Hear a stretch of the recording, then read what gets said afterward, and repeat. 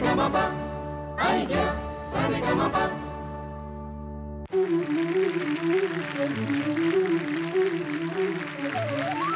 नमस्कार. आयडिया सारेगामा प मध्ये आपल्या सगळ्यांचं मनपूर्वक स्वागत. प्रभात फिल्म कंपनीमध्ये एक मुलगा व्ही शांताराम यांचं टेबल पुसण्याचं काम करायचा. त्याचा तेव्हाचा पगार होता 34 रुपये.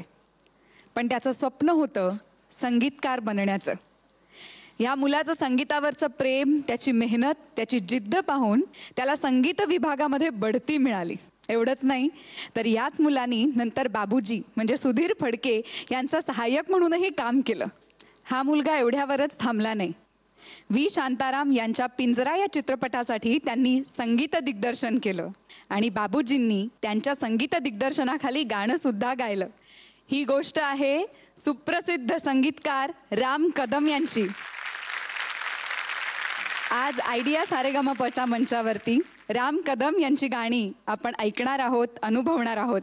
आणि आज आपल्याला विशेष पाहुणे म्हणून लाभलेत ज्यांनी राम कदम यांच्या सगळ्या चित्रपटांसाठी संगीत संयोजनाचं काम पाहिलं. तसंच हिंदी आणि मराठी चित्रपटसृष्टीतील सुप्रसिद्ध पियानो वादक आणि अकॉर्डियन वादक. जोरदार टाळ्यांनी स्वागत करूया इनॉक डॅनियल्स यांचं.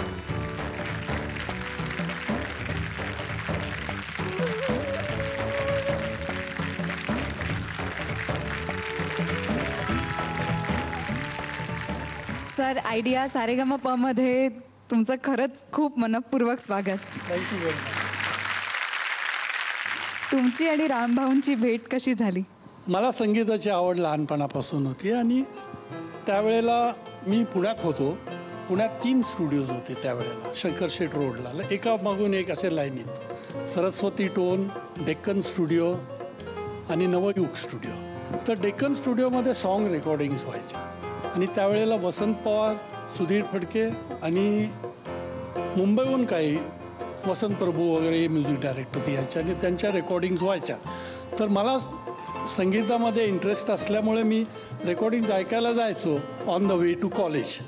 मी वाडिया कॉलेजला त्याच रस्त्याने जायचो. तर तिथे थांबून जरासं ऐकून त्यामुळं काही म्युझिशियन्सची माझी ओळख झाली होती. आणि मग रामभाऊ तिकडे असायचे. त्यावेळेला ते वसंत पवारांचे असिस्टंट होते. तर मी नेहमी जायचो तर त्यांनी मला प्रश्न टाकला की तू काय वाजवतोस, तुला काय एवढा शौक आहे म्हणजे म्युझिकचा. तर मी म्हटलं मी पियानो वाजवतो आणि अजून शिकत आहे मी. आणि मग त्यांनी मला रिक्वेस्ट केली की काहीतरी वाजवून दाखव. तर त्यावेळेला नौशादची गाणी खूप पॉप्युलर होती, अंदाज फिल्म वगैरे. ती गाणी मी कॉलेजमध्ये वाजवायचो. तर त्या याने मी त्यांना काही माझी गाणी ऐकवली पियानोवरती. तर त्यात उडण खटोलाचं गाणं त्यांना फार आवडलं होतं, मोरे सह्याजी उतरेंगे पार. तर ते गाणं मी तेव्हा वाजवलं होतं. आणि त्यानंतर रामभाऊंची माझी मैत्री जी जमली ती शेवटपर्यंत. आज आपल्या सगळ्या स्पर्धकांना तुमच्याकडनं खरंच खूप आशीर्वाद, मार्गदर्शन मिळणार आहेत आणि त्यांनाच नाही आपल्याला सगळ्यांनाच. सो मी तुम्हाला विनंती करते की तुम्ही स्थानपन्न व्हावं. थँक्यू. थँक्यू.